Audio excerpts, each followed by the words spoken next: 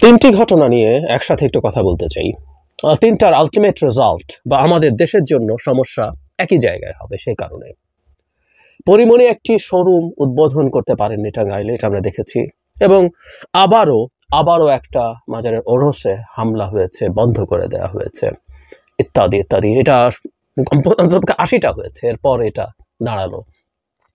এবং একজন রাষ্ট্রীয় পদে থাকা মানুষ প্রকাশ্য জনসভায় কতলের আহ্বান জানিয়েছেন। মানে এই কথাগুলো সবগুলো এক সূত্রে গাঁথা এবং ভারতের একটা ন্যারেটিভ যেটা ভারত দীর্ঘদিন থেকে এস্টাবলিশ করতে চাইছে সেটার পক্ষে যায়, জেনে বা না জেনে। না জেনে কেন বলছে, অনেকে হয়তো পরিকল্পিতভাবেই ভারতের এজেন্ডা পূর্ণ করার চেষ্টা করছেন। এবং বিদ্যমান প্রেক্ষাপটে সরকার কি করছে সেই প্রশ্ন আমাদের করা দরকার। সরকার মানে শুধুমাত্র মানুষকে নসিহত করা না। সরকার মানে অপরাধীদের দমন করাও, অন্যায়কে দমন করা, মানুষের অধিকার হরণ হলে সেটা প্রোটেক্ট করা। পরিমণি টাঙ্গাইলের একটা শোরুম তার উদ্বোধন করার কথা ছিল, কিন্তু এখানে আমি যেখান থেকে পড়ছি আজকের পত্রিকা, সেখান থেকে বলা হচ্ছে যে হেফাজতের বেশ কিছু নেতা সাথে অন্য মানুষ মিলে এই উদ্বোধনটা হতে দেন নাই। মানে এটা 15 দিন থেকে এই অনুষ্ঠানটার প্রচারণা চলছিল, কিন্তু গত কয়েকদিন থেকে, মানে এটা হুট করে এসে ঘটনা ঘটে গেছে তা না, গত কয়েকদিন থেকেই এই ঘটনাটা ঘটেছে। সংঘবদ্ধভাবে শুক্রবারে মসজিদে জুম্মার সময়, নামাজের সময় পদক্ষেপ নেওয়ার জন্য আলোচনা হয়েছে। শেষ পর্যন্ত যখন উত্তাপ ছড়িয়ে পড়েছে তখন শোরুম কর্তৃপক্ষ এটা স্থগিত করেছেন। আমি একটা জায়গায় একটু পড়ি। শোরুমের মালিক মীর মাসুদ রানা আজকের পত্রিকাকে বলেন, উদ্বোধনী অনুষ্ঠানে পরিমণি থাকা কথা ছিল, কিন্তু কিছু ঝামেলা হচ্ছিল। হেফাজতে ইসলামের নেতারা আন্দোলন করেছিলেন, ওনারা অবস্থান কর্মসূচি দিয়েছিলেন। পরিমণি এলে রক্তের বন্যা বয়ে যাবে বলেও ঘোষণা দেন তারা। তারপরে ওই একই যে পরিস্থিতি, এবং শেষে থানা পুলিশ এসে এটা বন্ধ করতে বলছে। ইন্টারেস্টিং, পুলিশও জানতো, থানা জানতো, থানা বন্ধ করতে বলেছে। থানা প্রটেকশন দিয়ে এই কাজটা করতে দেয়নি, যেটা রাষ্ট্র হিসাবে, থানা হিসাবে এই কাজটা তাদের করার কথা ছিল। অনেকের সাথে যোগাযোগ হয় নাই, কিন্তু একজন নেতা ক্লিয়ারলি এখানে লিখেছেন এরকম, বাংলাদেশের টাঙ্গাইল জেলার নেতা ও জাতীয় ওলামা মাশায়েখ আহমদ পরিষদের সভাপতি মুফতি সুলাইমান হাবিবের সঙ্গে যোগাযোগ করে পাওয়া যায়নি, কিন্তু তিনি তার ফেসবুকে লিখেছেন, এলেঙ্গা বাসস্ট্যান্ডে হারল্যান্ড শোরুম উদ্বোধনের জন্য একজন চিত্রশিল্পী আসার কথা ছিল। আলেম ওলামা ও স্থানীয় মুসল্লিদের মধ্যে নেতিবাচক প্রভাব পড়ে।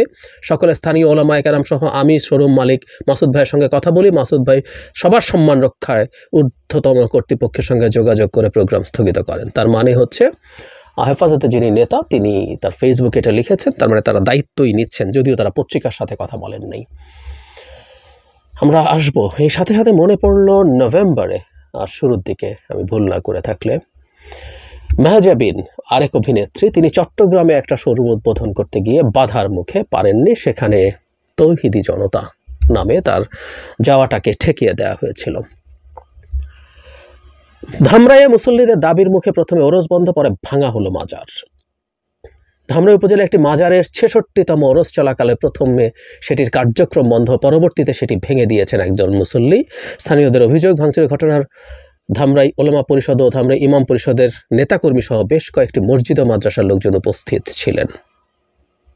আমরা খুব বেশি পড়ার দরকার নেই, এটা খুবই টিপিক্যাল ঘটনা। 5 আগস্টের পর থেকে একটা পরিসংখ্যান বলেছি শুরুতেই যে 80টা অন্তত এরকম হয়েছে। এরপর এটা হচ্ছে, যদিও আমাদের উপদেষ্টারা, বিশেষ করে একজন উপদেষ্টা, ছাত্র উপদেষ্টা মাহফুজ আলম প্রচুর হুমকি টুমকি দিয়েছেন, কিন্তু আমরা আসলে কোনো ব্যবস্থা দেখি নাই, কোনো ব্যবস্থার কোনো নামমাত্র বা লেশমাত্রও নেই। এবার আরেকটা ঘটনা, সেটা হচ্ছে ইসলামিক ফাউন্ডেশনের গভর্নর, তিনি একটা রাষ্ট্রীয় পদে আছেন, তিনি একটা রাজনৈতিক দলেরও নেতা, ইসলামী আন্দোলনের। তাদের যে মহানগর দক্ষিণের সম্মেলন হয়েছিল সেখানে তিনি প্রধান অতিথি, বিশেষ অতিথি বক্তব্য, ওনার নাম হলো সৈয়দ মোসাদ্দেক বিল্লাহ। তিনি কিছু কথা বলেছেন, আমি জাস্ট একটু প্লেইনলি পড়ি। সবাইকে শুধু দাওয়াত করে পথে আনা যাবে না, মন্তব্য করে তিনি বলেন, দাওয়াত দিয়া সব মানুষ হেদায়েত হবে। উনি এরপর কোরআনের আয়াত উল্লেখ করেছেন। তাহলে কেসাসের কথা, খুনের পরিবর্তে খুন, আল্লাহ কেন এই আয়াত নাজিল করলো? আল্লাহ জানেন তার কিছু বান্দা আছে এরা চতুষ্পদ জানোয়ারের চেয়ে, গরুর দলের চেয়েও খারাপ। এগুলারে পিডান লাগবে, কতল করা লাগবে, এগুলারে মাইর ছাড়া কোনো উপায় নাই, এগুলো দাওয়াতে ফেরবে না। এই যে দলিল, ইসলামী আন্দোলনের এই প্রেসিডিয়াম সদস্য বলেন, যে সমস্ত ইসলামপন্থীরা বলে দাওয়াত দিয়া সব হেদায়েত করবে, এটা সম্পূর্ণ কোরআন হাদিস বিরোধী কথা। আপনাকে প্রয়োজনে মারতে হবে, লড়তে হবে প্রয়োজনে। তারপর তিনি বলছেন, পরশুদিন আমাদের এই কদমতলিতে ওরা বিশাল ডেক পার্টি করছে, যত বলে কেউ শোনে না। শত শত আমাদের মুসল্লি ভাইরা তাহুদি জনতা গিয়া পিটাইয়া নাস্তানাবুদ করে সব ধ্বংস করে দিছে। উলঙ্গ মহিলা প্রায় 25 জন ছিল। কালকে মাদ্রাসায় প্রোগ্রাম করছি, সেখানেও সব পিটাইয়া লড়াইছি। এগুলো কেমনে যায়? এগুলো মারতে হবে। এই যে আমরা এগুলো বাদ দিছি, আমি সেই হাদিসটাই বলছি, ইত্যাদি ইত্যাদি। আমরা খুব ভালো মতো জানি ইসলামের যে অনুশাসনের কথা বলা হচ্ছে সেগুলো প্রত্যেকটা বিচারিক ব্যবস্থা, বিচারিক প্রক্রিয়ার মধ্য দিয়ে হওয়ার কথা বলে। মব গিয়ে মানুষকে পিড়ানো বা কতল করার আওয়াজ বিভৎস, ভয়ঙ্কর, এবং উনি এটা করছেন গর্বিতভাবে বলেছেন। উনি উদাহরণ দিয়ে এখানে করেছেন, এবং উনি একটা রাষ্ট্রীয় পদে আছেন। এর চেয়ে খুব বেশি কিছু আসলে বলা দরকার নেই। আমরা নিশ্চয়ই সব ব্যাপারটা গুরুত্ব বুঝতে পারি।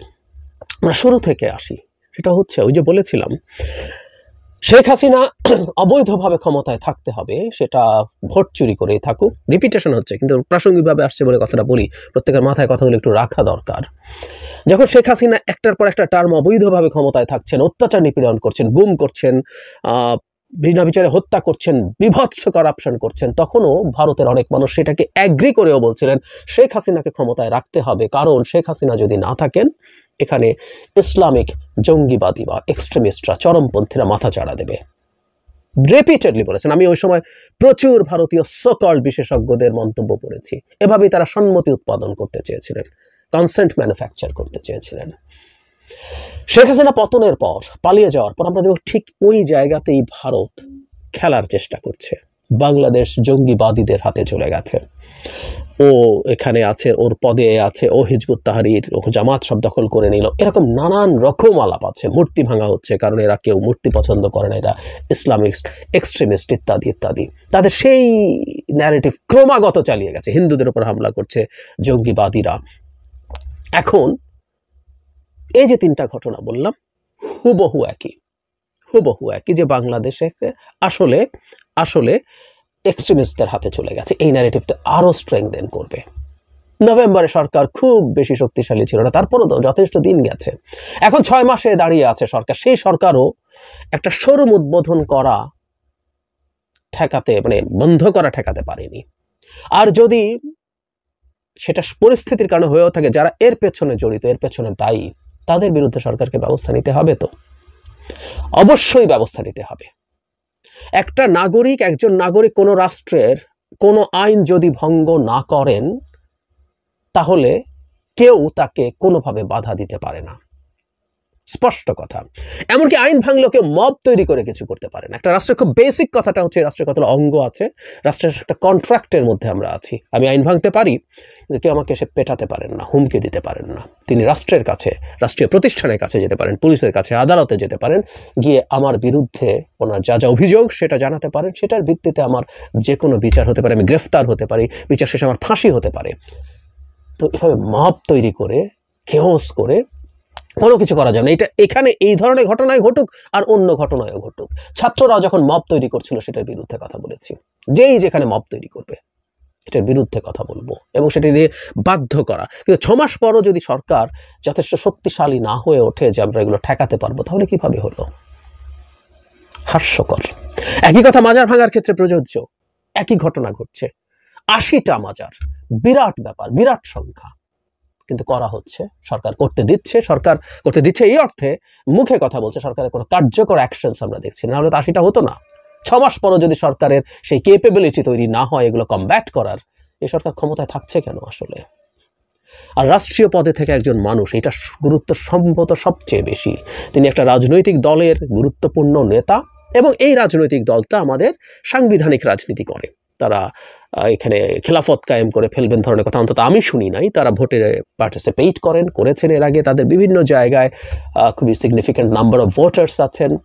তারা যেহেতু একজন পীরের অনুসারী, তাদের প্রচুর ফলোয়ার্স আছেন সারা দেশে, সব ঠিক আছে। কিন্তু সেরকম একজন মানুষ দাঁড়িয়ে এভাবে কথা বলছেন, তার দলকেও এর বিরুদ্ধে কোনো ব্যবস্থা নিতে দেখছি না। আর উনি এখনও একটা রাষ্ট্রীয় পদে থেকে এই কথাগুলো বলছেন। সো রাষ্ট্রীয় পদে থাকা একজন মানুষ যখন কোথায় কোন ব্যান্ড পার্টি হচ্ছে, আর সেখানে গিয়ে উনি সবাইকে পিটিয়েছেন, বাধা দিয়েছেন, পিটিয়ে বন্ধ করেছেন সব মানুষজনকে নিয়ে, এবং নারীদের সম্পর্কে যে ডেরোগেটরি মন্তব্য করেছেন, ধারণা করি তারা হয়তো যেখানে গানের আসর হচ্ছে সেখানে হয়তো ইসলামিক অনুশাসন মেনে হুবহু সেরকম পোশাক পরে যান নাই, কিন্তু তাদেরকে উলঙ্গ নারী বলছেন। এই ধরনের মন্তব্য উনি করছেন রাষ্ট্রীয় একটা জায়গায় দাঁড়িয়ে। শুরু করছিলাম যে জায়গাটা থেকে, এভাবেই না আমরা ভারতের ন্যারেটিভকে এস্টাবলিশ করি। কেউ না জেনে করি, কেউ জেনে করছি, আমি নিশ্চিত কেউ জেনে করছি। আমি সত্যিকার অর্থেই এটা বিশ্বাস করি, কারণ এটুকু না বোঝার জ্ঞান কারো থাকার কথা নয়।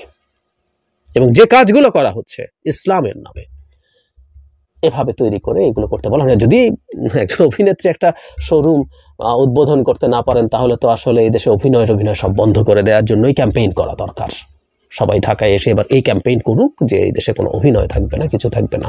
কোনো একজন শোরুমের মালিক যদি মনে করেন তার ব্যবসাটা একজন অভিনেত্রীকে দিয়ে উদ্বোধন করাবেন, তাতে তার ভুল হোক, অপরাধ হোক, পাপ হোক, সেটা তিনি যদি তার জায়গা থেকে অ্যাকসেপ্ট করেন, রাষ্ট্রীয় আইন তো উনি ভাঙেন নাই।